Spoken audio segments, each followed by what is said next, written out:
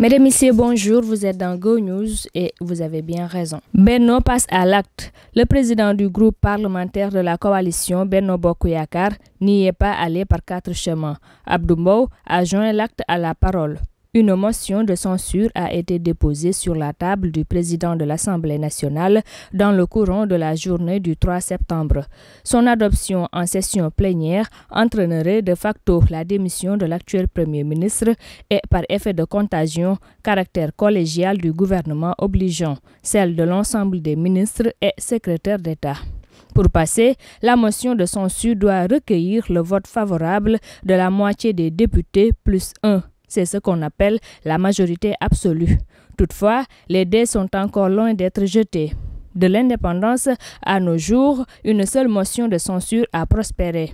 C'est celle qui est à l'origine de la crise mémorable de 1962, laquelle avait opposé le président Léopold Sédar Senghor et le président du Conseil d'alors Mamadou Dia. De plus, même en cas d'adoption, à l'opposé d'autres pays, la France comprise, rien n'empêche au président du Sénégal de reconduire illico presto le chef du gouvernement désavoué.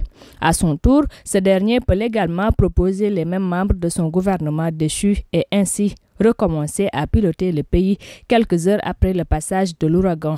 Mais en l'espèce, le coup politique serait élevé. Le Premier ministre sortirait très affaibli d'un tel bras de fer. Observation de la Lune. La Commission nationale de concertation sur le croissant lunaire, CONACOC, a tenu une réunion dans l'après-midi du 3 septembre 2024 dans les locaux de la RTS. Cette rencontre visait la fixation de la nuit du Gamou, ou anniversaire de la naissance du prophète Mohammed, paix et salut sur lui. Cette date revêt une importance de premier plan pour l'islam confrérique largement dominant dans le pays. Au terme de la séance d'observation, le président de la CONACOC, Imam Omar Diène, s'est adressé aux fidèles. La lune n'a été aperçue nulle part sur toute l'étendue du territoire national.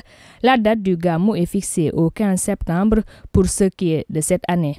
En guise de rappel, cette commission a été mise sur pied par le président Abdou Diouf et sa mission principale était faire en sorte que les jours de fête musulmane, Tabaski et Korité, cessent d'être célébrés en ordre dispersé. Mais depuis, un tel phénomène persiste. Cheikh Omar Diagne dans le collimateur de la communauté mouride. Dr Serigne Modou Bousso a fait l'objet d'une audition de la part de la division spéciale de lutte contre la cybercriminalité. La raison, une plainte a été déposée à son encontre par le directeur des moyens généraux de la présidence de la République, en l'occurrence Cheikh Omar Diagne. Ce dernier l'accuse de l'avoir vertement calomnié à travers les réseaux sociaux. Une fois face au limier, Serigne Modou Bousso ne s'est pas dérobé. Il aurait même confirmé les propos qui lui ont été reprochés, dixit le marabout. L'accusateur accuse à son tour son belligérant d'avoir commencé le premier en racontant des contre-vérités sur le fondateur du mouridisme et sa communauté. Le jeune marabout termine son adresse aux journalistes en demandant au président Bassirou Diomaye Faye de choisir entre Cheikh Omar Diagne ou l'ensemble des mourides. Depuis le refus écrit de Cheikh Omar Diagne concernant l'hébergement des hôtes du Khalif de Touba lors du dernier Grand Magal, le torchon ne cesse de brûler entre cet homme et la puissante communauté confrérique. Certains membres de la famille maraboutique de Touba demandent purement et simplement sa mise à l'écart. Négligence fatale. Au Sénégal, un traitement optimal des malades au sein des structures sanitaires a toujours posé un énorme problème et au vu des dernières nouvelles, ce débat a malheureusement encore de beaux jours devant lui. Depuis le 3 septembre, l'hôpital régional de Louga fait face à des attaques provenant de l'accompagnante de l'une de leurs patientes décédées sur place. La malheureuse s'y était rendue pour accoucher. Mais d'après sa maman, elle n'aurait pas été correctement prise en charge par le personnel trouvé sur place. Celui-ci ne s'est pas occupé d'elle et c'est la raison pour laquelle sa fille a rendu l'âme.